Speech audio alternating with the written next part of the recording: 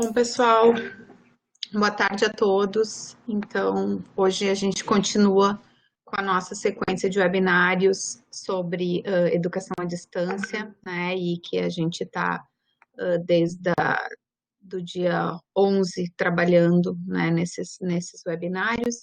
E hoje a gente tem um tema que foi muito citado nos webinários anteriores, né, que é as ferramentas do Moodle, né, como utilizar as ferramentas do Moodle, visto que o Moodle é o nosso ambiente virtual de aprendizagem, o nosso AVA, né, e que nós recomendamos para a utilização com os nossos alunos. Então, só antes da gente passar a palavra para os nossos palestrantes, eu gostaria de lembrar de todos colocarem o nome e o e-mail para contabilização da presença pelo link de questões, tá? E nós faremos da mesma forma que os outros webinários, os nossos palestrantes de hoje vão fazer a explanação e depois a gente passa para as dúvidas que vocês forem enviando, tá? Bom, queria agradecer à professora Carolina Trindade, do Departamento de Ciências Exatas e Sociais Aplicadas, do DCESA da UFSPA, e membro do NEAD, no Núcleo de Educação à Distância, né, que trabalha, né, Carol, há muito tempo com os cursos do Moodle, né, no programa de formação docente. Então, obrigada por estar aqui conosco. E ao Ramon Rosa, que já participou de 2 webinários conosco, né, e que agora de 3, na verdade, que agora está de volta para falar sobre ferramentas do Moodle junto com a professora Carolina. Então, vamos à fala de vocês. Tá, boa tarde a todos. Em primeiro lugar, queria agradecer pela oportunidade de estar participando aqui no webinar. Então, eu e o Ramon, nós vamos conversar com vocês sobre as ferramentas do Moodle, né, Ramon? A gente pode passar. Só queria introduzir um pouco, dar boa tarde a todo mundo, né? E sou membro também do NEAD. Na verdade, eu sou membro do NITED, né, do Núcleo de Inovação e Tecnologias Educacionais, mas faço parte do grupo do NEAD na discussão, né, na elaboração, nas demandas, né, que o NEAD também vem sendo, nesse momento, bastante exigido, né?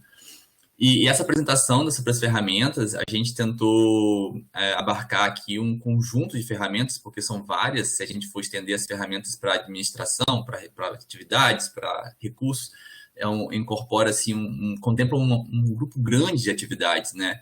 Que vai desde as inscrições dos usuários até os fóruns, né? Então, a gente tentou trazer alguns pontos principais, né? Para atender dentro desse horário, que nós temos mais ou menos de 40, 50 minutos de comunicação, e depois a gente abre para perguntas, e aí a gente pode até estender para alguns outros assuntos que o Moodle também trata, né? Então, vou começar aqui. Então, o Moodle é o nosso ambiente de aprendizagem, né, utilizado pela UFSPA. Ele é um sistema para gerenciamento de cursos online, que vai permitir a criação da gestão de um curso ou de uma disciplina, que são as nossas salas virtuais. Ele vai possibilitar diferentes formas de interação entre professor-aluno, aluno-aluno. A versão que nós utilizamos na UFSPA é a 3.8. O professor, ele é o administrador da sala e ele pode modelar a sua disciplina através das ferramentas de administração e vai conduzir as suas atividades de acordo com seus recursos pedagógicos, sempre observando as necessidades do seu público-alvo para escolher, então, a melhor ferramenta de recurso ou atividade. Vale lembrar que o Moodle, desde a sua criação, ele foi desenvolvido para gerenciar cursos, né? Só que aqui na instituição, a gente tem utilizado muito a expressão o termo, né, de sala virtual, que na verdade é sinônimo para curso. Então, uma sala virtual ele pode abarcar uma disciplina ou um curso em geral, mas o Moodle, a interface dele, né, à medida que você usa, você vai sempre ver o termo curso, e esse corresponde à sala virtual. Às vezes a gente fica procurando onde está a sala virtual, porque o curso, sala virtual, pode gerar um pouco de, né, por ter termos diferentes, gerar um pouco de confusão, mas para o Moodle é a mesma coisa, né? E o professor, ele assume um papel de regente da sala, né? Ele assumiu um conjunto de permissões que, como a Carol falou, que é capaz de estabelecer preferências e configurações e assim modelar, né, configurar a sua sala a partir dos recursos disponíveis, né, de administrador. né? Ele tem uma administração um pouco menor do que a administração do Moodle em si. Nós temos, vamos dizer assim, papéis diferentes, e o NTI, por exemplo, ele é responsável pelo Admin Moodle, que é um papel, um perfil, onde ele tem muito mais permissões de configurações no sistema, né? Principalmente na parte técnica, né? E o professor ele tem um poder de configuração, ele tem um poder de configuração dentro da sala, né? Ele é restrito à sala. Opa, então passar aqui a próxima. E aí a gente dividiu, né, Carol? Isso. Então, nós dividimos essa apresentação em 3 partes, né? As ferramentas de administração, que a gente vai comentar de uma maneira bem rápida, os recursos e as atividades. Eu não sei se caiu a minha rede. Não, tô me te ouvindo. Tá. Então, podemos passar. Com relação às ferramentas de administração, a gente achou interessante pontuar 2 coisas. As ferramentas que a gente pode manejar os parâmetros de perfil de usuário e os parâmetros da sala virtual. Então, perfil de usuário, por exemplo, a gente pode se atentar para o nome, para a foto, para as preferências de fórum, preferências de curso, preferências de calendário, preferências de como eu vou setar as mensagens, se eu vou receber por e-mail ou não, preferências de notificação, e aquele recurso que tem que o professor pode se colocar no papel do aluno para, quando estiver montando a sua sala virtual, identificar como é que o aluno está enxergando o material que a gente está colocando na nossa sala. Com relação à sala virtual, a gente tem configurações, então, relacionadas à sala, e são importantes a gente conhecer, porque ali a gente vai poder, por exemplo, configurar se a disciplina vai trabalhar por tópico, se a disciplina vai trabalhar no formato semanal. A gente vai poder configurar as notas, se os alunos vão poder visualizar as notas ou não.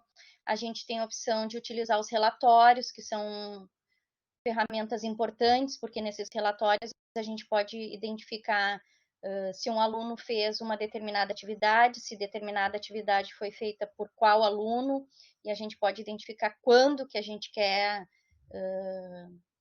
buscar um relatório desse tipo de informação.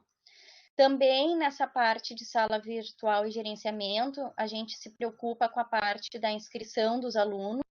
Então, ou a gente vai colocar manualmente os alunos, a gente vai abrir para um período que os alunos vão se auto-inscreverem nessas salas. A gente vai poder identificar se a gente quer colocar blocos, os quadros na nossa sala virtual, como, por exemplo, o calendário, a lista de participantes, o quadro de atividades, as pesquisas no fórum e assim por diante. Então, é interessante que os professores conheçam esses recursos. E é interessante também destacar que o perfil, né, Carol? O perfil do usuário, as modificações que são feitas no perfil, elas valem para todas as salas virtuais. Então, se você troca a foto, a sua foto vai ser a mesma em todas as salas. Se você troca preferências de notificação do Moodle, elas vão servir para todas as salas. E as configurações da sala virtual, elas estão atreladas, né? Elas estão vinculadas àquela sala. Então, se você tem 3 disciplinas com 3 salas virtuais, as configurações vão ser em cada sala. Então, os relatórios vão estar associados àquela sala, as notas estão vinculadas àquela sala, aos participantes daquela sala. Então, tem essa característica, né? A ser destacado. Bom, e nós temos, então, os recursos e as atividades. O que diferencia um do outro? Os recursos são, grosso modo, utilizados para disponibilizar o conteúdo aos alunos.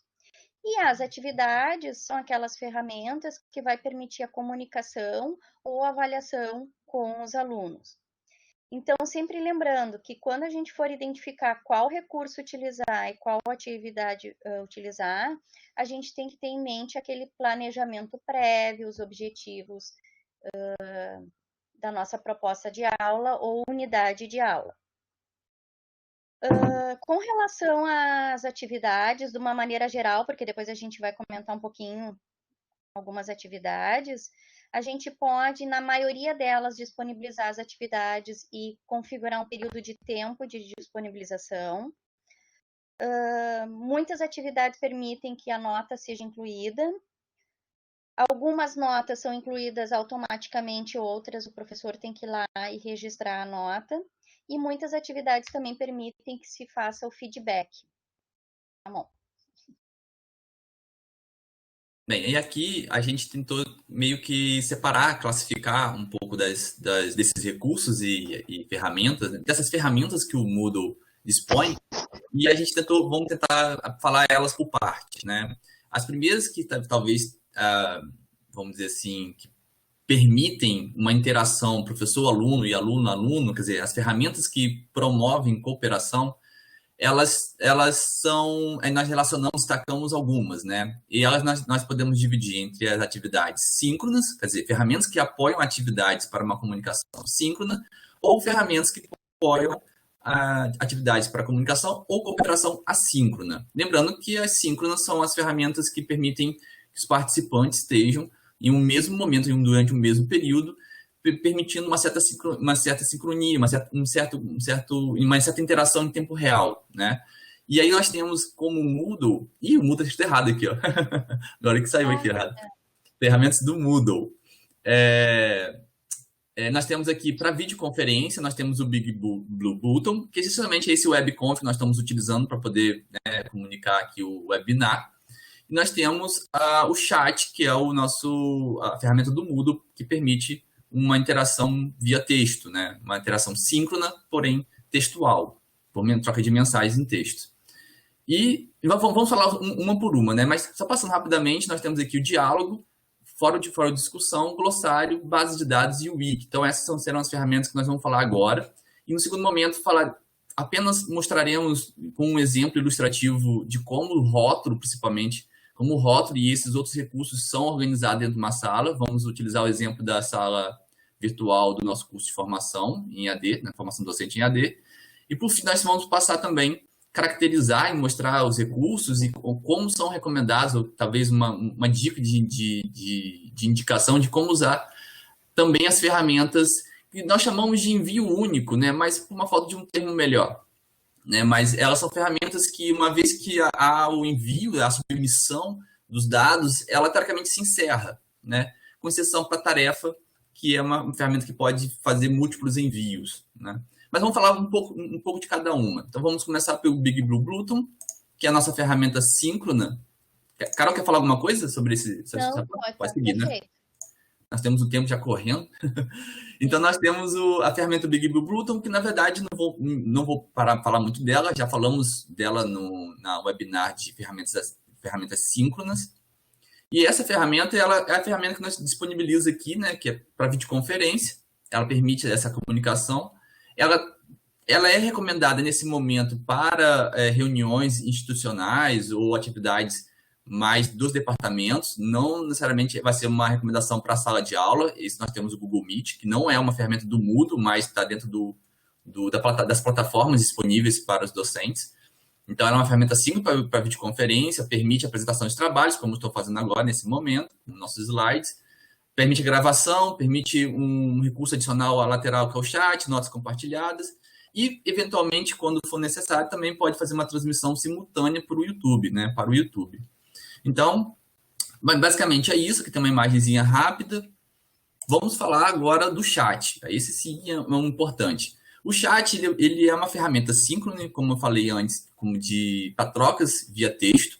Ele é bem restritivo em termos de conteúdo, né? Ele não permite envio de arquivos, não permite envio de imagens. Ele simplifica a comunicação para ser em via texto, né? Ele organiza de forma temporal, então as mensagens vão sendo organizadas à medida que elas vão sendo submetidas. Não há uma restrição de número de participantes, então permite um grupo grande de participantes. O professor pode utilizar essa ferramenta, inclusive, para fazer um plantão de dúvidas, ou um momento de discussão um pouco mais livre, né? Não tão estruturada, porque dependendo da quantidade de pessoas, todo mundo já teve essa experiência de ter muitas pessoas em uma sala de chat, né? Pode tornar um pouco complicado gerenciar, principalmente contexto, mas era uma ferramenta muito simples de reunir, de fazer encontros síncronos, onde esclarecimento de dúvidas, um momento que não queira utilizar uma conversa via vídeo, então ela pode ser utilizada para uma conversa via texto. Né? Ela é uma boa alternativa para um encontro síncrono, mas que não queira utilizar o vídeo como uma ferramenta de comunicação, né? Uma videoconferência, no caso. Ela tem uma vantagem em relação à videoconferência, que toda comunicação que é feita, toda interação que é feita naquela sala de chat, ela mantém-se um histórico. Né? Então, esse histórico pode ser acessado pelos participantes que não tiveram presentes. E ele consegue fazer uma busca ali daquele histórico, do que foi dito, o que foi esclarecido, quais foram as mensagens ali veiculadas. Então, a grande diferença em relação a grande vantagem em relação à videoconferência é a permanência desse histórico, né, das interações ali feitas. E ele permite fazer um agendamento também. O Moodle ele permite, quando você adiciona essa ferramenta, adiciona o chat, ele permite fazer um chat semanal, diário, então ele já cria sessões de chat. E para cada sessão, cria-se um histórico, né, subdividindo, facilitando quando o participante for recuperar o histórico das mensagens, né, ali conversadas. Então, ela tem essa característica, basicamente, de encontros em grupos, de uma comunicação síncrona, via texto. Quer comentar alguma coisa, Carol? Posso seguir? Não, pode seguir. E aí, como alternativa ao chat, dado que o chat é uma ferramenta pública, qualquer participante pode entrar, né, não tem uma restrição de acesso, nós temos a ferramenta Diálogo. A ferramenta Diálogo, ela permite uma conversa a dois. Então, quando um docente quer fazer um tipo de orientação, um feedback personalizado, uma conversa somente com um outro, né? No caso, pode ser um colaborador, da disciplina, ou pode ser um discente, um aluno, um estudante. Ele pode criar uma atividade de diálogo, né, por essa ferramenta chamada Diálogo. Então, ela permite uma comunicação assíncrona, mas com atendimento individual. Isso permite você, por exemplo, nessa ferramenta, em comparação ao chat, ela permite um espaço reservado e que permite também introduzir recursos multimídias, né, textos formatados, imagens, arquivos. Inclusive, o Moodle ainda disponibiliza, enquanto disponibilizar, nós podemos utilizar, até que eu acredito que não possa, por questão de armazenamento, mas ele disponibiliza um recurso no editor que você pode gravar um áudio de 2 minutos ou um vídeo de 2 minutos, né, limitado a 2 minutos, numa mensagem, no fórum ou num diálogo, por exemplo. E isso te permite fazer um feedback pontual usando uma linguagem, né, oral, verbal, né, e talvez pudesse fazer um feedback muito mais, vamos dizer assim, ágil do que fazer uma escrita, etc. Então, nessa ferramenta de diálogo te permite você criar um espaço reservado para uma orientação, um feedback personalizado, uma conversa. Mas ela é assíncrona, então as mensagens também vão ser enviadas e recebidas em tempos diferentes. E é interessante também que uma grande vantagem dela é que organiza esse histórico de interação. Então, ele permanece para cada sessão, né, para cada envio, ele vai mantendo um histórico onde o aluno ou o próprio professor pode ir recuperando isso depois. Então, fica preservado um histórico, diferente se fosse, por exemplo, uma conversa numa outra ferramenta dissociada do Moodle ou numa videoconferência. Depois esse histórico poderia se perder e ali ele fica registrado. Então, esse percurso, vamos dizer, ao longo da disciplina ou ao longo de uma orientação, de um TCC, por exemplo, esse histórico pode ser muito válido, né, para poder se recuperar isso depois, né, e, inclusive depois monitorar o percurso das interações de uma forma reservada. Bem, é isso. Ele permite um feedback um pouco mais elaborado, né, dado essas ferramentas de multimídia que permite na edição, né, na escrita. Vamos seguir. Agora vem o fórum. O fórum dava um webinar só para falar sobre o fórum de discussão. O fórum é uma ferramenta que talvez seja, nesse momento, a ferramenta de maior utilização por parte dos docentes no Moodle, né? Principalmente quando ele deseja criar uma interação com o grupo. Ela é uma ferramenta de comunicação textual assíncrona, é colaborativa, o que permite grupos, né, um grande grupo participar, né, geralmente voltada para discussões. Ela é organizada em tópicos, então um fórum pode ter múltiplos tópicos, se assim ele for configurado, a gente vai falar depois dos tipos de fórum. E ela tem uma organização arborescente, o que significa que as mensagens são estruturadas à medida que elas são respondidas, e ela é criada uma árvore de visualização, né? Uma visualização indentada, né, que nós chamamos.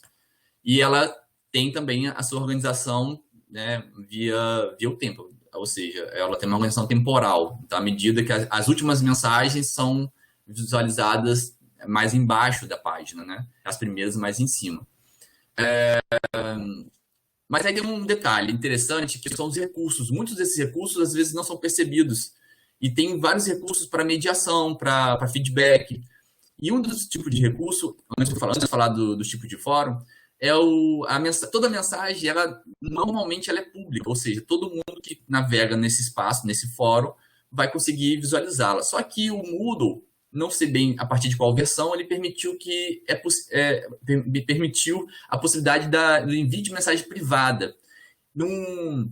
Quando você vai responder uma mensagem de algum participante no fórum, tem uma opçãozinha ali, mensagem privada.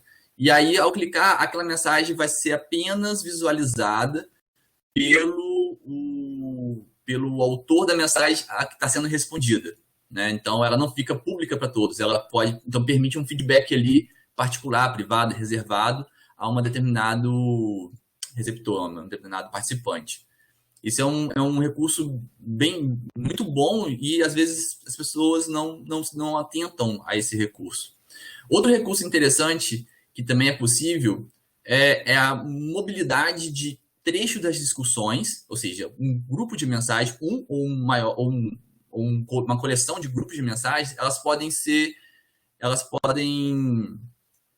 transferidas, né, movidas para um tópico novo ou para um outro fórum, o que é muito comum, por exemplo, quando uma disciplina, um curso, cria um fórum de dúvidas, por exemplo. E, às vezes, as dúvidas são colocadas dentro de uma discussão, né? Às vezes é uma dúvida que é descontextualizada e é colocada dentro de um tópico que está falando sobre outro assunto. E aí, se você tem um recurso para poder, vamos dizer, organizar os contextos das mensagens, você tem essa possibilidade de transferir, né, de mover uma mensagem ou mais mensagens para um novo tópico, quando assim for desejado, ou para um outro fórum. Então, esses recursos são interessantes. E o monitoramento das mensagens, principalmente quando nós temos um grupo muito grande no fórum, nós temos, por exemplo, o nosso curso de formação docente, nós temos 31 participantes, né, alunos docentes.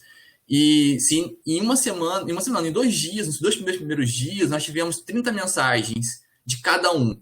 No segundo dia, nós tivemos mais 30 mensagens. Quer dizer, em 2, 3 dias, nós tivemos 100 mensagens que nós tínhamos, né, como mediadores ali, acompanhar. Então, facilita quando essas mensagens caem no nosso e-mail. Então, é possível monitorar essas mensagens via e-mail, dado que também reduz o esforço e toda hora tem que estar acessando o fórum para poder ver a nova mensagem. Então, é um recurso de monitoramento.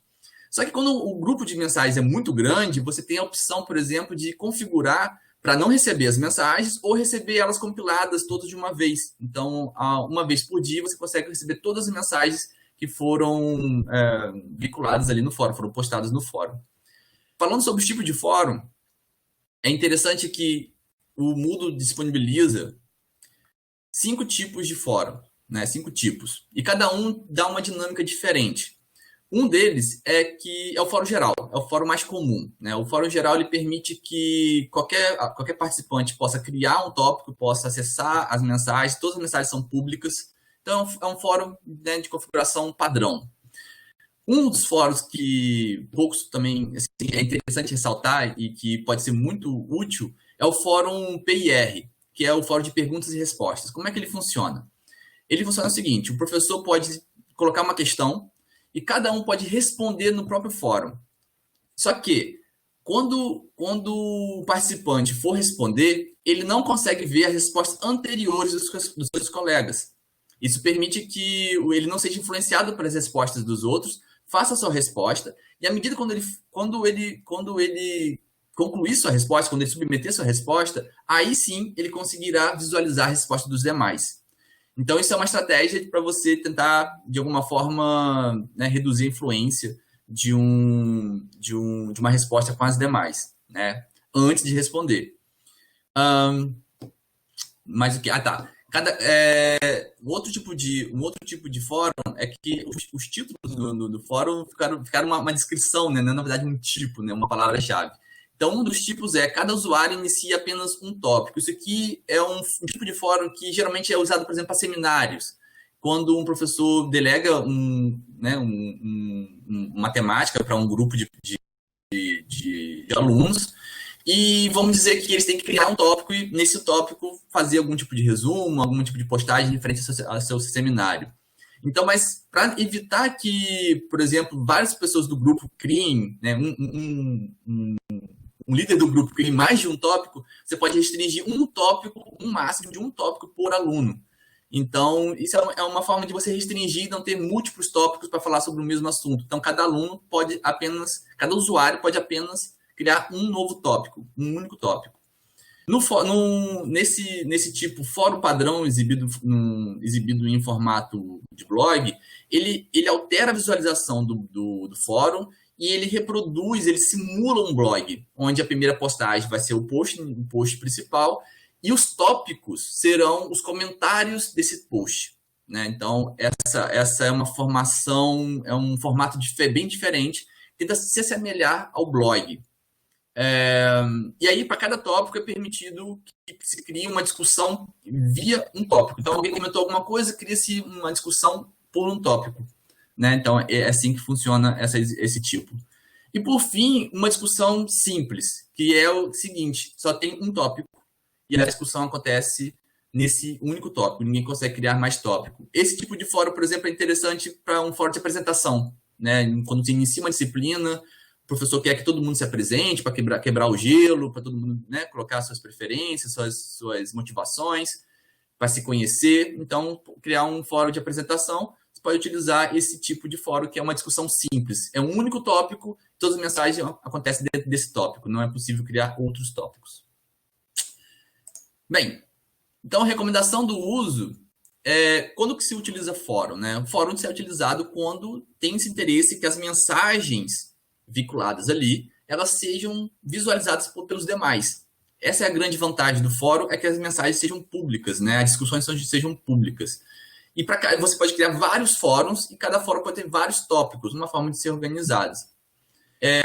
Geralmente os fóruns, né, o fórum simples, o fórum geral, ele tem um espaço livre para trocas e é um espaço também livre para intervenções públicas, mas também aquela com aquela mensagem reservada consegue fazer uma intervenção privada, reservada ao estudante, né, ou aquele que está colaborando ali no fórum.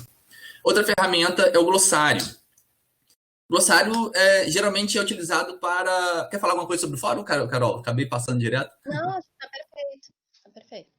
O glossário é uma ferramenta de cooperação assíncrona para a criação de dicionário, de enciclopédia, de lista, né? E essa lista pode ser de conceitos, de verbetes, de perguntas. Ela pode ser uma lista de qualquer. Geralmente é utilizada para um dicionário de conceitos, né? Ela permite uma configuração que ela automaticamente organiza essa lista. E ela organiza isso de forma alfabética, ela tem alguns filtros pré-estabelecidos, ela permite também comentários em cada um dos verbetes, ou cada um dos artefatos gerados, seja um verbete, um conceito, uma pergunta, ela permite que comentários sejam submetidos localmente, em loco. Também possui a funcionalidade de pesquisa, ou seja, ela tem um campozinho onde você pode fazer uma pesquisa, dado que o dicionário pode crescer, né? E você quer fazer uma busca em um conceito, ou em um termo, ou em um comentário, você consegue ter um recurso de pesquisa. Eu vou mostrar aqui uma imagem dela em seguida. Aqui. Não sei se vai conseguir ver, ficou muito pequenininho, né? Então, aqui nós temos um glossário. O título está aqui em cima, ficou um pouquinho cortado, acredito, para vocês. Eu copiei isso aqui no nosso curso de formação. E aqui a ideia do glossário era fazer uma listagem dos conceitos relacionados à EAD, né? Então, aqui nós tivemos aqui a colaboração de uma das alunas, onde ela colocou o conceito e colocou uma descrição.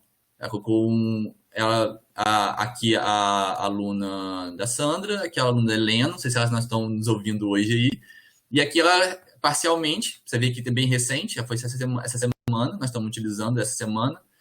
Cada um pode colocar, os termos podem ser configurados para se repetirem ou não, né? Então, nesse caso, nós permitimos na configuração do glossário que os termos poderiam ser repetidos. E aí nós estávamos querendo criar um acervo. Então, o grande objetivo do glossário é criar um acervo, é um acervo de algo, né? Que possa ser listado e organizado. Sim. E aqui nós temos aqui algumas opções de filtros, né? Por categoria, ou por data, ou por autor, receber todos os conceitos publicados pela Carol. Eu clico aqui, procuro Carol. Ou então eu posso procurar aqui ainda pela inicial, né, de cada termo. Então, todos os conceitos de A, todos os conceitos, né, iniciados pelo M e assim por diante.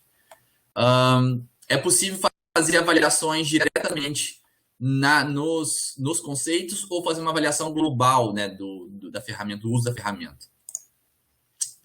Bem, então, quando que se usa o glossário? Se usa quando você tem a intenção que esse acervo seja feito durante um período com a participação de um coletivo, né? Se você já tiver o acervo pronto, não faria sentido você iniciar um glossário, né? Você poderia fazer um documento e postar. Mas se você quer que esse dicionário de termos seja construído coletivamente, é uma boa ferramenta. Essa ferramenta pode ser utilizada, inclusive, ela tem a opção de configuração para ser um FAQ, aquelas perguntas e respostas frequentes. Inclusive, ela tem uma configuração para isso. E ela é organizada para apresentar perguntas e respostas, e ainda por cima adicionar comentários. Uma forma de trabalhar o glossário, assim, pensando em uma estratégia de uso, é com mapas conceituais. De um lado, você pode usar de uma forma complementar, ao pedir a construção de um mapa, você relaciona conceitos, mas você não define eles, né? Você define implicitamente nas relações.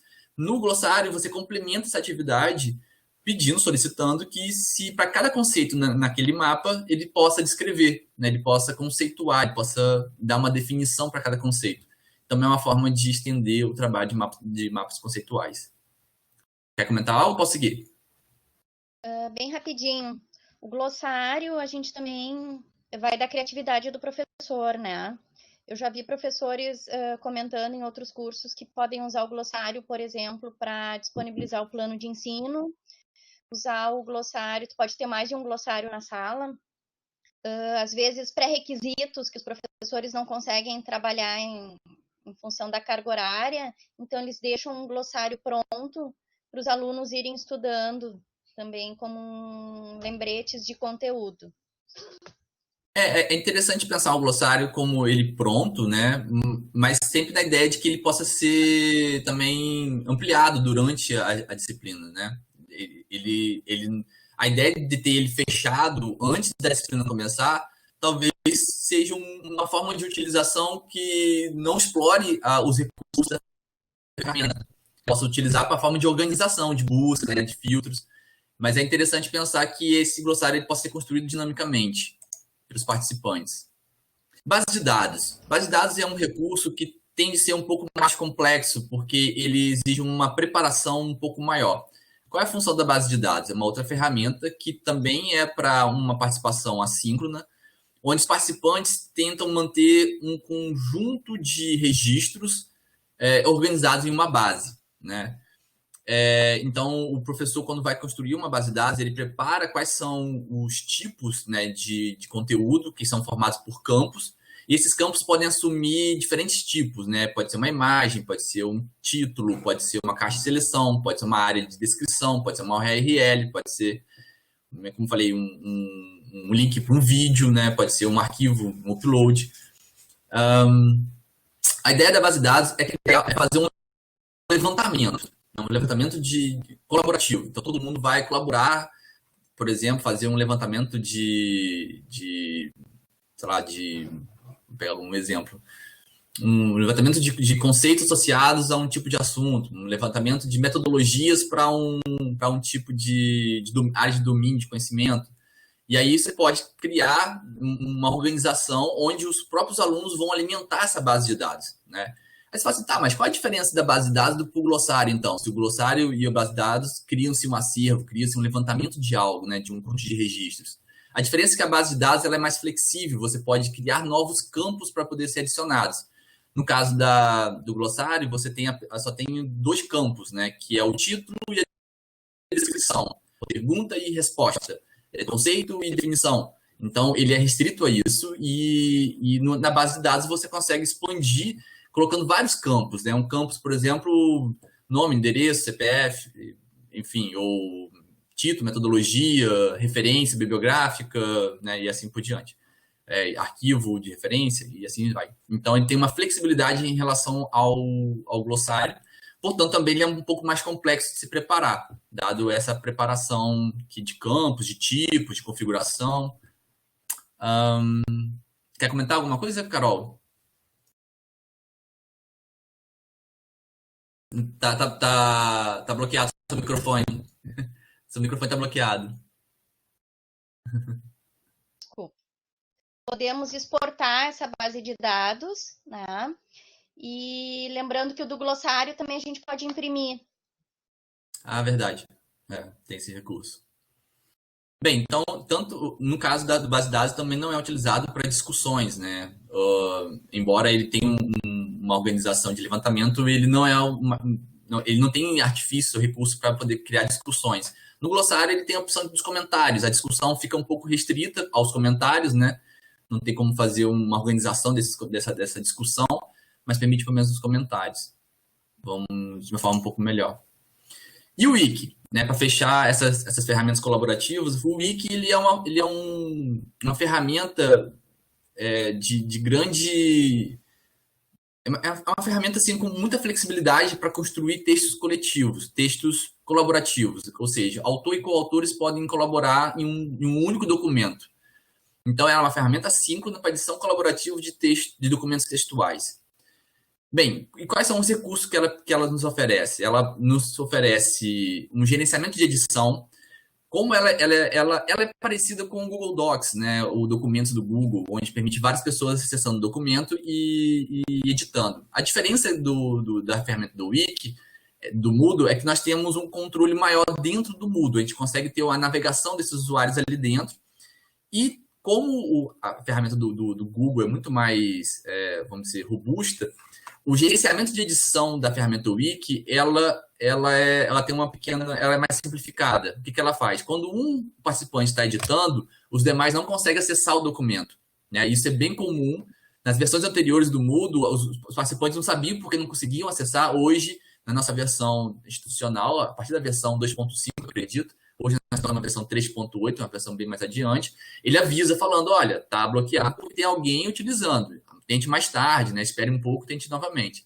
Então, só permite um participante por vez editando o documento. O versionamento... Um recurso muito fascinante é o versionamento.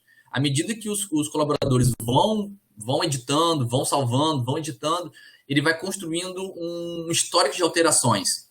E para cada vez que há uma contribuição, cria-se uma nova versão. Então, há um controle de versionamento que você pode visualizar. Inclusive, tem uma imagem para poder apresentar para vocês em seguida. Nessa mesma imagem, vou mostrar que tem uma opção de você comparar as versões. Então, vamos dizer que 10 pessoas colaboraram e você quer saber qual foi a contribuição da 10ª pessoa, né, depois da 9ª. Então, você conseguiria, por exemplo, aqui, ó, ver. Você consegue, aqui tem um histórico, né, de alterações, aqui tem as contribuições de cada autor, aqui tem a data e o horário de quando foi modificado, e eu conseguiria aqui selecionar a última versão e a penúltima e comparar as versões. Infelizmente não trouxe aqui as outras imagens, mas você conseguiria ver aqui em destaque, deixa eu voltar aqui para poder o pessoal ver, você conseguiria ver em destaque o que foi adicionado, né, à versão anterior. Então você consegue monitorar de uma forma um pouco mais simples as contribuições de cada um, né? Ao longo da edição vão ter muitas versões, né? Mas tem essa possibilidade de monitorar, né? Além disso, tem permissão para criar, tem a possibilidade de criar comentários, pode criar várias páginas em um mesmo documento, né? Então, depois ele consegue organizar em páginas. E quando é que se utiliza essa ferramenta? Se utiliza quando tem interesse de produzir textos, produzir documentos em conjunto, né? Em autor e coautores. É uma escrita coletiva, né? E para o professor, para o docente, tem a possibilidade de monitorar as contribuições de todos os coautores. Quer comentar algo, Carol? Pode seguir. Então, aqui é a ferramenta. Então, agora vamos citar aqui as ferramentas para os recursos, né? Na verdade, quando a gente fala em recursos, nós estamos falando de ferramentas que podem adicionar. O Moodle, na verdade, tem ferramentas ali já incorporadas no próprio sistema para poder adicionar na sala virtual arquivos, rótulo, página, uma página que pode com vários arquivos, ou uma URL que pode ser direcionada para dentro do Moodle ou para fora. E aí, para ilustrar, eu trouxe uma imagem do nosso curso. Aqui tem uma imagem de edição. Isso aqui é uma edição de rótulo, tá? É uma das ferramentas. Ela tem um papel bem importante, talvez que, quando negligenciada, a organização da sala não fica tão intuitiva para os participantes, né? Para os navegadores da sala. Então, abusar do uso do rótulo é uma boa forma de você conseguir orientar melhor o que é a atividade, aonde está os objetivos da sala, o objetivo daquela atividade, a descrição de alguma tarefa, né? Então, vou mostrar aqui o uso. Nós temos aqui uma sala, simbolizada pela primeira aula, o período, e aqui nós temos aqui os recursos, né, dispostos em uma organização, onde nós temos recurso de arquivo, um recurso de URL, né, que aqui redirecionaria para a página do NEAD. E aí a gente adotamos aqui alguns elementos que são os rótulos, né, para poder dar uma organização visual, né, e uma certa descrição nos demais tópicos. Então, criamos aqui um traço. Isso aqui é feito com o próprio teclado, né, com o símbolo do menos, o símbolo do underline. Colocamos aqui um rótulo de atividades e colocamos duas atividades, que eram dois fóruns, né, um fórum de apresentação e um fórum que a gente chamou de fórum sobre EAD. Depois criamos um espaço para referências. Tudo isso aqui são rótulos. Ó. Todas as setinhas vermelhas são rótulos. Justamente para subdividir e criar, vamos dizer assim, áreas né, classificar certas áreas onde vão estar alocados certos recursos. Né? Então, os outros recursos são os arquivos, as pastas. Aqui são pastas, né, com vários outros arquivos juntos. Quer falar alguma coisa, Carol? E só para lembrar que nesse recurso rótulo, como está mostrando ali em cima também no início da aula, a gente consegue agora colocar uma mensagem de voz curtinha, conseguimos gravar um vídeo pequeno, né, de até 2 minutos, e no recurso rótulo também tu consegue botar imagem, negrito, etc. Então ele às vezes não, ele é subutilizado, né? Isso aí. É bom explorar ele, né, para poder dar uma organização na sala, né?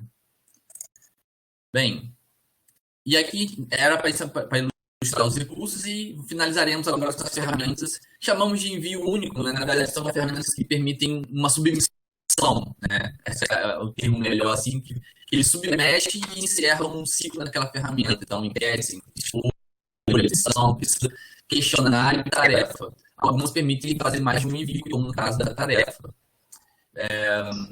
Posso passar? Pode passar. Então, pessoal, estão me ouvindo bem? A enquete, então, é uma ferramenta que permite que a gente possa coletar dados com diferentes tipos de perguntas disponíveis.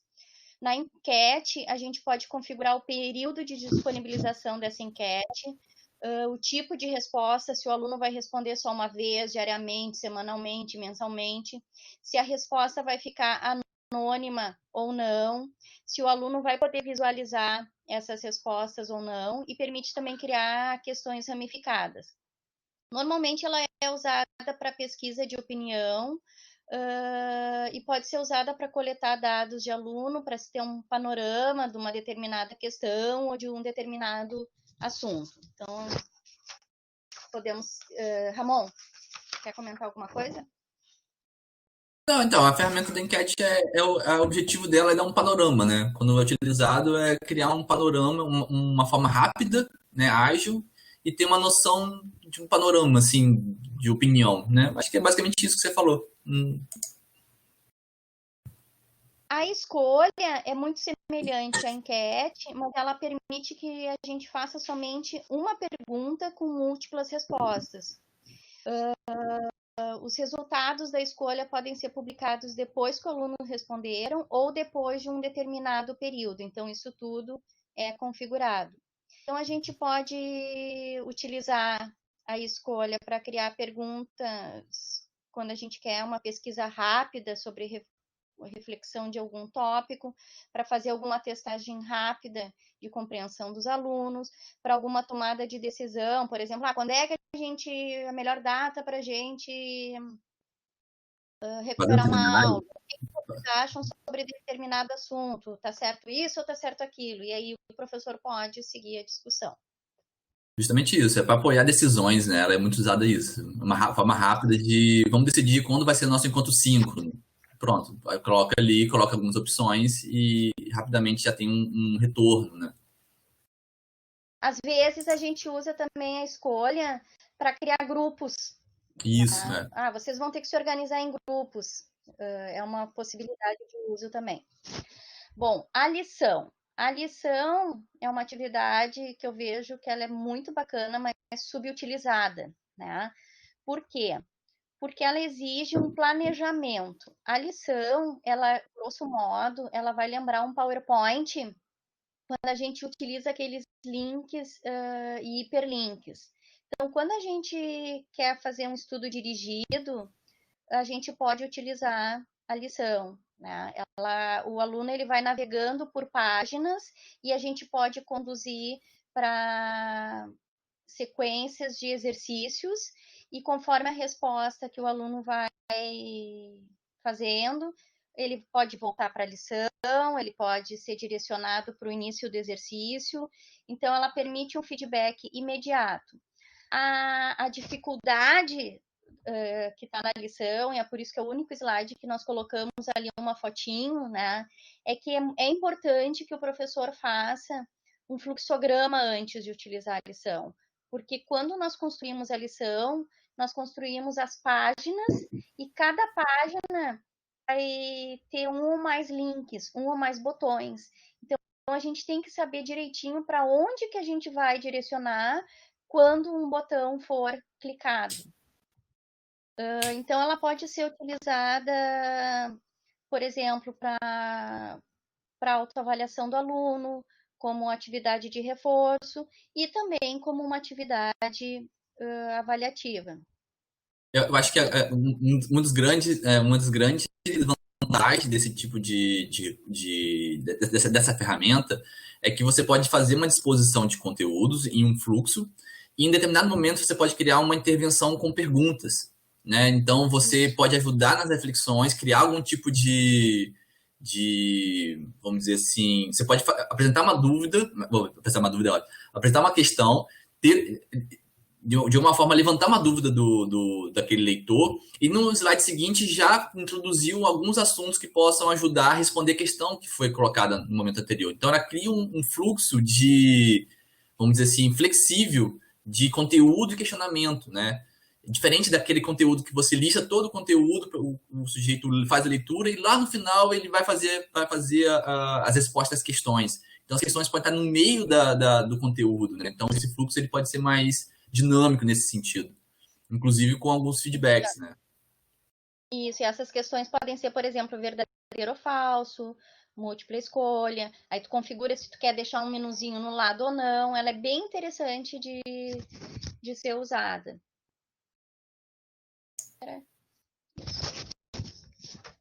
Bom, a pesquisa. A pesquisa vai permitir que o professor crie um questionário ou uma pesquisa.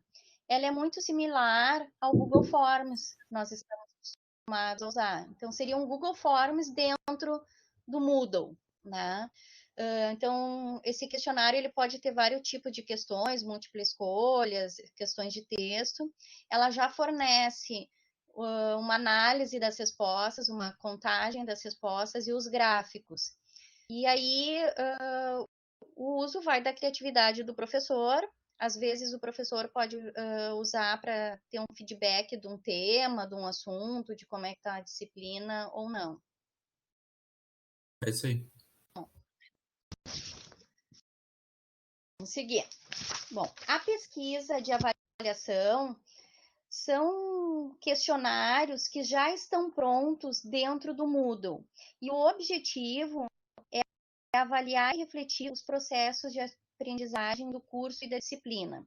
Então, o nosso Moodle, quando a gente clica lá na atividade pesquisa de avaliação, nós temos prontos já 4 questionários. Eles são chamados do ATTLS e os CULES. Então, os ATTLS, eles apontam para incidentes críticos. Então, é muito questões reflexivas do aluno. Minha postura frente a... E aí seguem um monte de questões. E os CULES são divididos em categorias. Experiência efetiva, expectativa, ou eu tenho um CULE que junta os dois. Então, são questionários que vão juntar questões com categorias de relevância, reflexão crítica, interatividade, apoio dos colegas, apoio dos tutores.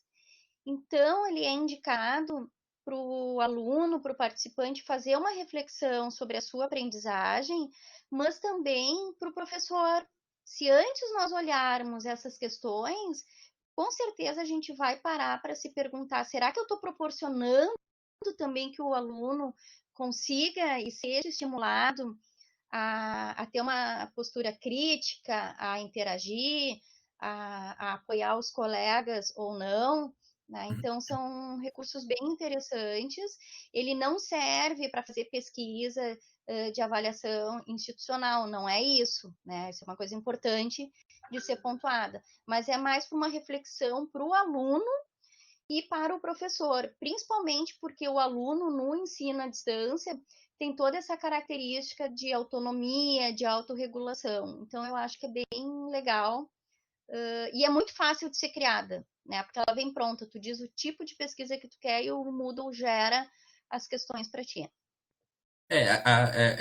Eu vou te falar que eu confesso que para mim foi uma novidade essas pesquisas prontas. Eu não conhecia até então a possibilidade de ter escalas prontas já no Moodle e você poder ter ali já a opção só para poder utilizar, não precisar construir ela toda a pesquisa, né, toda na ferramenta.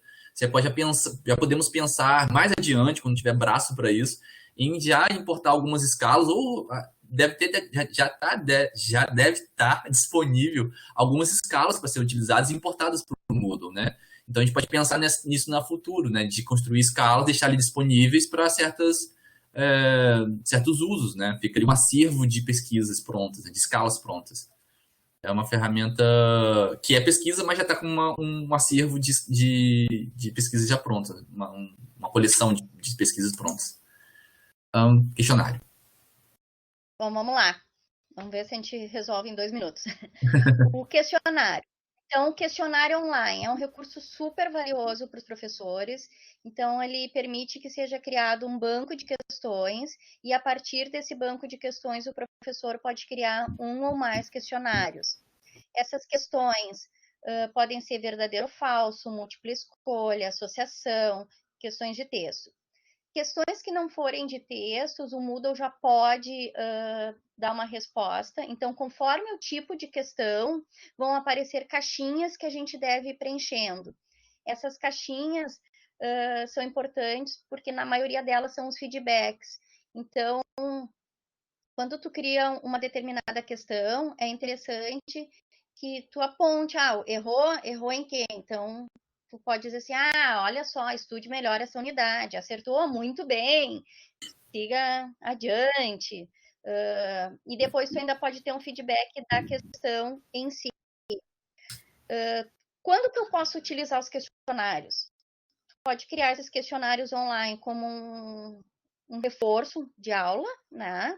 Pode ser uma lista de exercícios para os estudantes simplesmente estudarem e eles mesmos avaliarem. a gente define o momento em que a gente quer que os estudantes vejam se eles acertaram ou não as respostas.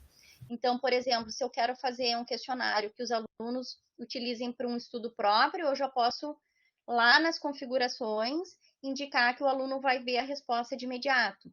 Se eu quero utilizar esse questionário como uma ferramenta avaliativa, ou tipo uma prova, eu posso dizer para o Moodle, não mostra as respostas.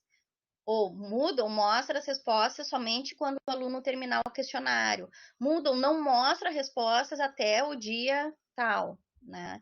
Então, vai muito do teu objetivo na construção desse questionário. Eu posso misturar para tentar confundir um pouco os alunos as perguntas. Então, eu abri o questionário, e agora eu vou fazer de novo, porque eu posso limitar quantas vezes o aluno pode responder as questões. Uma vez, 2 vezes, 3 vezes. Se for mais de uma vez, eu quero confundir aquele aluno. Então, eu posso dizer para ele ir colocando as questões de modo aleatório, assim como as respostas, quando eu tenho múltiplas escolhas também. Não vai impedir que um aluno colhe do outro, mesmo à distância, mas pode confundir um pouquinho o aluno no primeiro momento. Eu posso definir com outras atividades o período em que esse questionário vai ficar liberado ou não. Essa questão das atividades, a gente poder colocar o período, é uma coisa bem interessante, porque permite que a gente organize previamente os recursos e atividades e depois não fique se preocupando em liberar a atividade, né? Uma coisa bem interessante. E é uma atividade individual, certo? Tem um recurso interessante no questionário, é que você, ao criar o banco de questões, você tem a possibilidade de reutilizar, né? Você não tem o trabalho de criar toda a ferramenta, todo o questionário para cada sala virtual. Então, se você tem salas, vamos dizer assim, se tem aulas que são com conteúdo parecido, você pode, na criação das questões, você cria um banco e você pode reutilizar. Toda vez que você for criar um novo questionário, você pode reutilizar questões já prontas. Ou seja, questões e respostas já estão prontas e você vai reutilizando, vai montando. Você para de criar, né? Você vai montando com as questões já do banco. Então, isso tem um recurso de reutilização bem interessante. E como a Carol falou, apenas para ressaltar, você tem a opção de configurar. Cada vez que você acessa o questionário, as questões estão desordenadas, né? As questões e as respostas, elas podem estar misturadas, tanto para o mesmo aluno, como de um aluno para o outro, né? Vou acelerar, que nós estamos com o tempo corrido aqui, né? Curto. Tarefa. Bom, por fim, a tarefa. A tarefa é o recurso mais utilizado pelos professores, uma ferramenta, né? Mais utilizada pelos professores. Ela vai consistir na descrição do enunciado e uma atividade que tem que ser desenvolvida. Os alunos podem responder essa tarefa por meio daquele editorzinho de texto, se a questão não exigir uma resposta muito elaborada, e isso vai facilitar depois no momento da correção. Ou o aluno pode enviar um arquivo ou arquivos, e o arquivo não precisa necessariamente ser um arquivo texto, pode ser um arquivo de imagem, qualquer tipo de arquivo. O professor pode procurar uma nota e depois ele vai avaliar manualmente essa tarefa e pode ir inserindo feedbacks nessa tarefa, na escrita dos estudantes. Então, eu posso usar relatórios, N possibilidades que exijam que sejam feitos normalmente a textos, mas isso vai depender muito da especificidade da disciplina. Quer dizer, ou seja, todo aquele trabalho de enviar trabalho por e-mail, você pode, ao invés de enviar por e-mail, enviar pela tarefa, né? Seja anexo, seja mensagem, você pode enviar pela tarefa e ali fica centralizado em um local só. E o interessante é que você pode fazer múltiplos envios a partir de um feedback. Ao enviar o aluno, fala assim, não, aqui volta agora aqui a revisão. Aí o aluno envia novamente. E esse histórico de envios, né, de múltiplas versões, fica registrado. Então o aluno consegue depois ter ali num local só, em vez de ter vários e-mails, né, perdidos e descentralizados, você tem um local só todo reunido com as versões e com os trabalhos enviados, além do feedback e ainda por cima com a possibilidade de nota. Só para finalizar, Isso que tu falou é uma coisa importante, porque a ideia do ambiente também é centralizar, e ali a gente tem a certeza, pelos logs, que os alunos vão... A gente consegue ver se o aluno enviou a atividade ou não. Rapidamente, tem algumas atividades em que é um recurso novo que está no Moodle, que a gente pode fazer alguma coisa de atividade encadeada, né? Se eu responder um questionário num determinado período e ele atingiu tal nota, eu posso liberar que ele faça o segundo questionário, e assim por diante. Acho que era isso, Ramon. Era justamente isso. Mas eu acho que a gente colocou aqui para a gente poder abrir a página do curso, mas tá em PDF, não vai conseguir fazer. Inclusive por causa do PDF que criou essa formatação aqui. Bem, Alice, sem dúvida, agora é a sua palavra. Bom, gente, muito obrigado, Ramon e Carol. Acho que estou recebendo aqui um monte de parabéns para vocês, agradecendo, né, a oficina. Eu acho que tem muitos professores que já usam o Moodle e que estão aqui participando porque tem algumas dúvidas ainda, mas a gente tem muita gente que vai usar pela primeira vez, né, que vai começar agora a inserir o Moodle nas suas atividades, tá? Eu vou passando as questões, tá? Algumas eu já vi que eu posso esclarecer e outras, então, eu vou pedir que vocês, né, como NEAD e como participantes, então, do núcleo, respondam. A professora Maria Lionzo pergunta o que se refere à sala virtual, é a disciplina como um todo dentro do Moodle? Sim, professora, quando a gente usa o termo sala virtual, a gente se refere à sala de uma disciplina. Então, quando a gente fala sala virtual, a sala virtual da disciplina, introdução à informática, sala virtual de outra disciplina, tá? Professor Regi Kretschmann pergunta como faço para abrir uma nova disciplina no Moodle? Carol.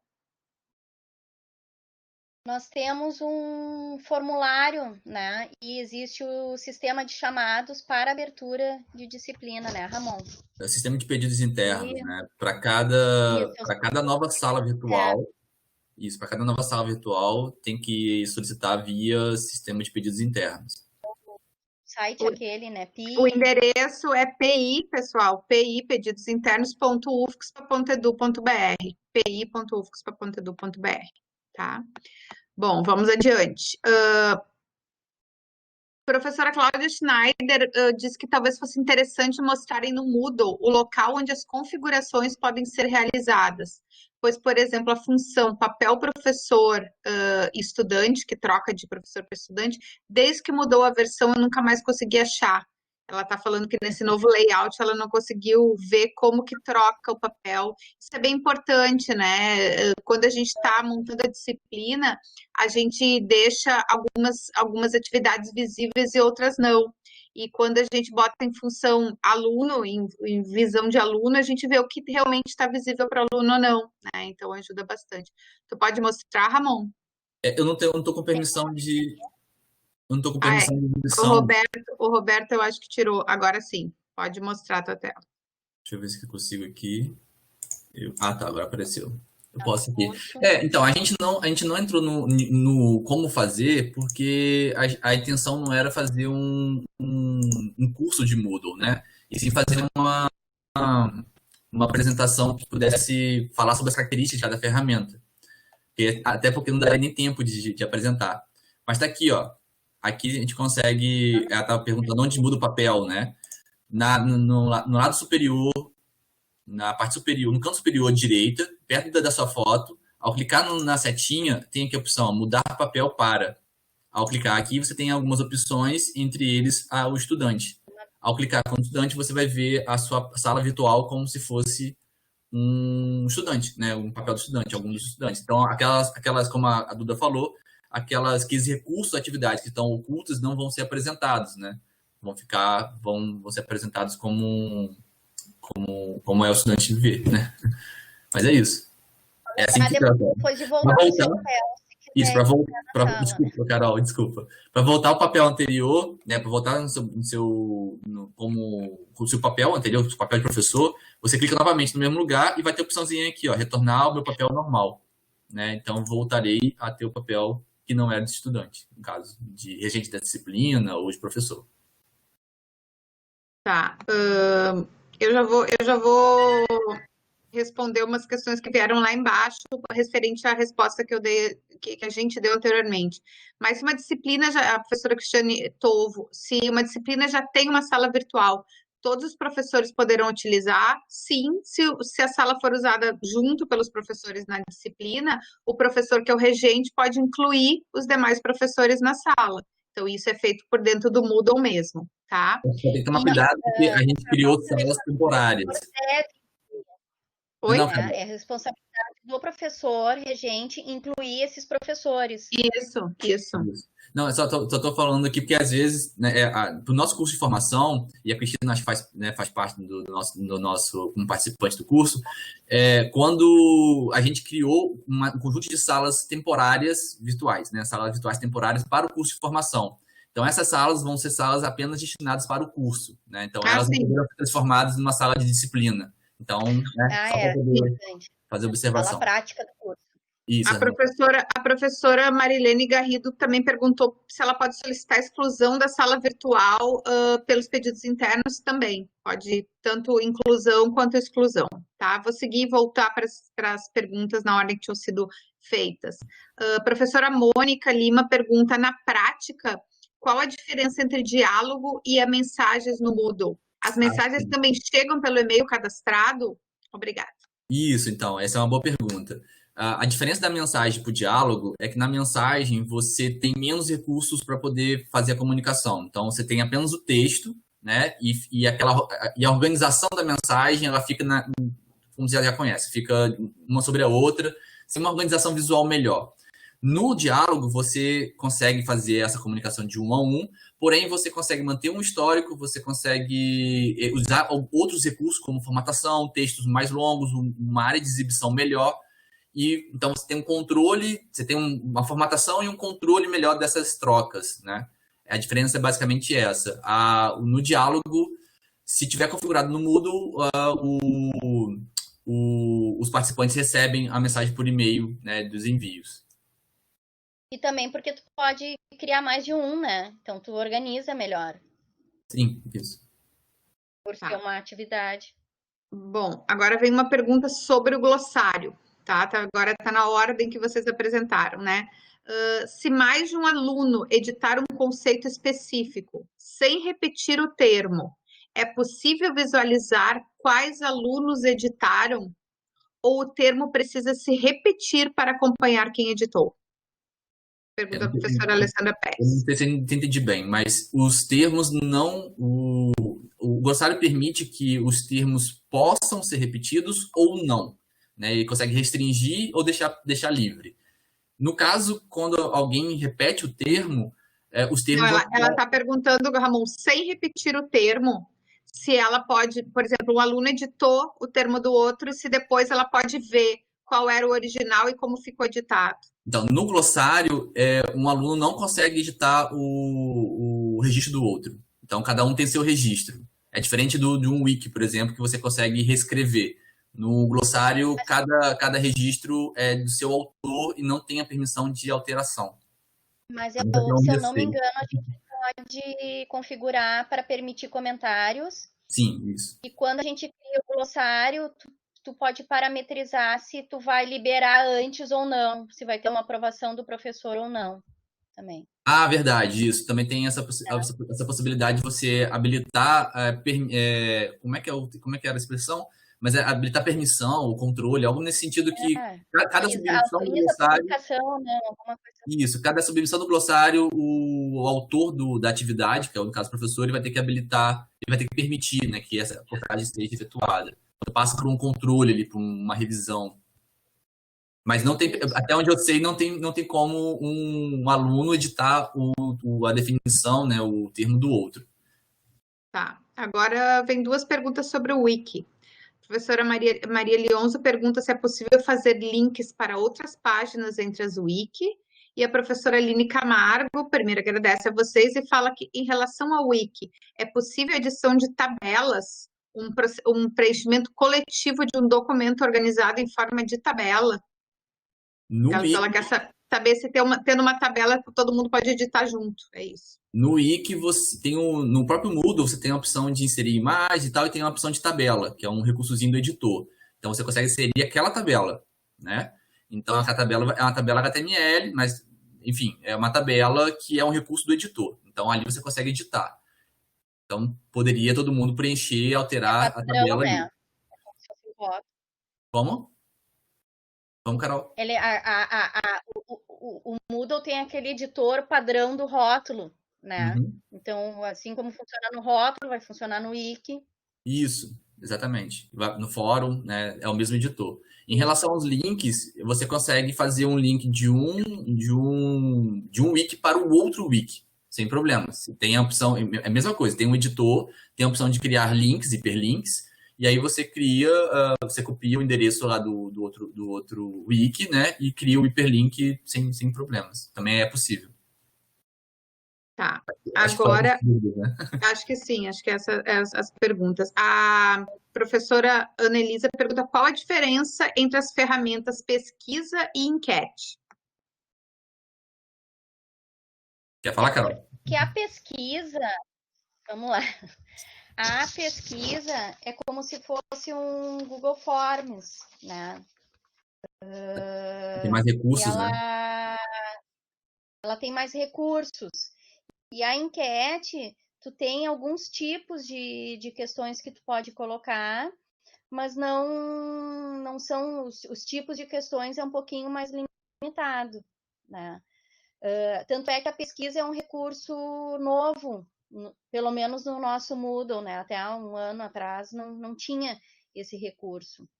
Mas dependendo, se tu for fazer um conjunto de questões pequenas, tu pode usar a enquete, não a pesquisa. Acho que é isso. A enquete é mais simples, a pesquisa tem mais recursos, né? Acho que a grande diferença é essa. A professora Cleidilene diz que usou, que testou o Collis, né, aquele pré-definido, numa sala e achou muito legal. Diz que adorou a novidade. A professora Marilene Garrido pergunta se é possível exportar esses recursos de um curso para outro. Por exemplo, a lição ou um questionário de um curso para o outro. Pode. O questionário o Ramon já tinha dito, né? Que tu tem o banco de questões. Mas da mesma forma, a lição também. Um dos métodos que eu uso para transferir uma enquete de uma sala para outra é fazendo um backup. Aí tu faz um backup exclusivamente da atividade que tu quer, não coloca os dados dos alunos e restaura na outra sala. Então, até no curso dos professores foi assim que eu fiz. Eu fiz na nossa sala de teste, funcionou a lição, funcionou tal coisa, fiz backup e restaurei na sala em uso. Então, é possível, sim. O Moodle dispõe de um recurso que é o backup e você consegue marcar tudo que você quer reaproveitar nesse arquivo, que se gera um arquivo de backup, e numa outra sala você consegue restaurar. Então, você pode restaurar o fórum sem as mensagens, você pode restaurar as pesquisas sem as respostas, você pode restaurar um conjunto de recursos. Então, as ferramentas também, né? As ferramentas como elas foram... Não marca os dados de usuário, né? Isso. Importante, então, quando restaurar, não restaurar com os dados dos usuários da outra sala, mas é possível. Bom, vamos adiante, então. Os monitores cadastrados na sala do Moodle podem ter acesso a todas essas ferramentas para auxiliar no acompanhamento das turmas? Sim. Os monitores, eles têm uma permissão, eles têm poucas restrições em relação ao professor, mais na questão administrativa, mas no acompanhamento ele tem permissão para acompanhar, sim. Tá, a Vanessa... Oi? A Vanessa Matevi pergunta se o questionário pode ser usado em mais de uma disciplina, isso já foi falado, né? E se o Moodle já calcula a nota. Sim, o Moodle, sim, né? Se a gente já definia valor, ele já calcula a nota, sim. Tá? A Fernanda então, Lopes... tu pode definir uma nota para o questionário e tu pode definir notas para as perguntas e depois ele calcula para ti tudo. professora Fernanda Lopes pergunta se as perguntas foram criadas no questionário, elas podem ser exportadas para o banco de questão? É o contrário. Ela está perguntando justamente se ela botou direto no questionário se pode, né? Então, na verdade, não pode, porque ela tem que criar no banco de questões. Se você faz direto no questionário, você limita-se a ele. Quando você cria no banco de questões, você está colocando um repositório que é comum a todo mundo, a todas as salas, né? E aí você, quando for abrir uma nova sala, você retira desse acervo, né? Desse banco de questões. Então, teria que ser ao contrário. Tá. Vários elogios aqui para vocês, depois eu passo todos, agradecendo a aula. O professor Razia pergunta se na ferramenta tarefa fica registrado o nome e a data que o aluno enviou sua atividade, e sendo assim, quanto o sistema não perde esses registros, de modo que haja documentação de quem entregou ou não a tarefa na data acordada. Isso eu posso responder. Professor Razia, fica sim registrado, e a gente já teve diversos casos, inclusive de pedido de auditoria, né, que o aluno diz, não, mas eu mandei, e o professor verifica que não foi enviado, e a gente tem como verificar, inclusive, os logs do sistema do Moodle para ver se foi enviado ou não, né? Então, fica registrado, sim, o horário e a data de envio, tá? A professora Caroline Record pergunta, eu sei que o recurso tarefa permite atribuição de notas, e os demais recursos também? Sim. Então, varia um pouco de recurso, de ferramenta para ferramenta, né? Por exemplo, o fórum, você consegue fazer uma avaliação global, você atribui uma nota global, ou você pode atribuir uma nota por mensagem, e aí tem algumas opções lá de somar as notas, ou a nota mais alta, então tem vários recursos. Isso acontece para o fórum, para o glossário, o wiki é só global, não tenho certeza se dá para fazer uma avaliação por contribuição, acredito que seja global.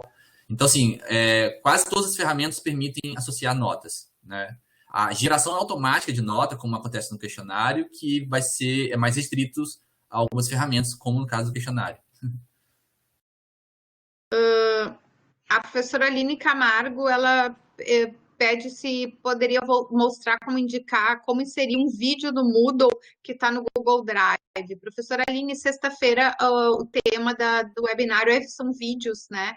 Então, a gente pode pedir para os palestrantes mostrarem como fazer essa inserção, tá? Para ficar nesse tema dos vídeos. A professora Liana Fernandes pergunta se os alunos podem criar questões no questionário como uma tarefa. Professora Liana, o questionário ele já tem a característica de ser para resposta, né? A tarefa é uma outra atividade que é para ser para ser respondida, mas de uma outra forma, através do envio de um arquivo ou de um envio de um texto. Então, são coisas diferentes, né? As questões do questionário são respondidas de outra forma. Para vocês dois. Sandra, Oi. Para complementar, porque a tarefa tem a característica do arquivo ou tu escrever. O questionário, ele até permite questões abertas, que o aluno vá lá e faça um texto. O que eu particularmente acho de inconveniente é que daí tu tem que pontualmente corrigir essas questões nos questionários e atribuir uma nota a essa questão. Né? Então, tem que ver como é que prefere usar. Eu, por exemplo, procuro não usar questões dissertativas no questionário para facilitar a correção. Mas aí vai de cada professor. Aí você usa respostas curtas, né? Uma definição curta, alguma coisa, uma resposta breve. Uma tarefa para aquele tipo de questão, porque é mais fácil a correção depois. Vamos tocar, porque está acabando o tempo, ainda tem que falar sobre o site. O professor Paulo Levas pergunta quais as ferramentas que vocês indicam para fazer avaliação. Professor Paulo, eu acho que, se vocês quiserem complementar, mas eu acho que as avaliações foram bem faladas no web de segunda-feira, e eu acho que a gente tem muitas opções, né? Vai depender dos objetivos de aprendizagem do professor, né?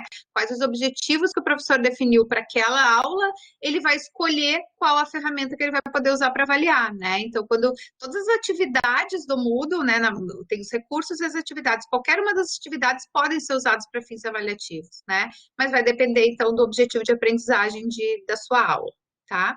Então, que questionar se aquilo que eu estou propondo vai dar conta do objetivo que eu tenho. A professora Letícia está perguntando como faço para incluir colegas professores em uma aula minha e como faço para deixar os alunos entrarem. Para incluir, professora, tem lá os participantes, né? E pode incluir ali pelo nome do professor, procura pelo nome ou pelo e-mail e inclui. E os alunos têm mais de uma forma, eu posso incluir manualmente ou eu posso abrir inscrições automáticas que eu posso colocar uma senha e fornecer para os meus alunos. É assim que eu faço. Eu abro a inscrição lá no menu de participantes, eu abro a inscrição e tem a opção de botar uma senha e eu forneço a senha para os alunos, para eles se inscreverem. Rapidamente, para poder ajudar ela, como você falou, vai no menu de participantes, tem um botão chamado Escrever Usuários, e lá você pode buscar pelo nome ou por e-mail de cada um deles e inserir manualmente. Ou fazer como a Duda falou, tem uma opção de fazer uma auto-inscrição com uma chave de uma senha, né? Uma chave de inscrição que ele vai ter que preencher quando for se inscrever. O mais prático é você fazer a inscrição manual, né? Por e-mail de cada um. Tá, vamos ver se a gente consegue. A professora Ana Paula só chama atenção aqui para importante lembrar para o professor conferir se a sala para a disciplina dele já não existe, para não ver duplicação de salas. Isso é importante, porque às vezes a gente usou há um tempo atrás e nem lembra, né? Então tem que dar uma olhada se a sala já não. Isso, aí a professora Tatiana Torinho diz por que um professor tem que pedir ao regente para abrir a disciplina. Não é que tenha que pedir, mas geralmente a disciplina é trabalhada pelo regente e demais professores. Então, o regente vai abrir. Se num semestre o regente não está trabalhando aquela disciplina, tem um outro professor trabalhando, ele pode solicitar a abertura da sala, não tem problema nenhum, tá? O professor Regis Kratman fala na ferramenta arquivo, quando eu tento incluir mais de um arquivo, não consigo, apenas texto ou arquivo.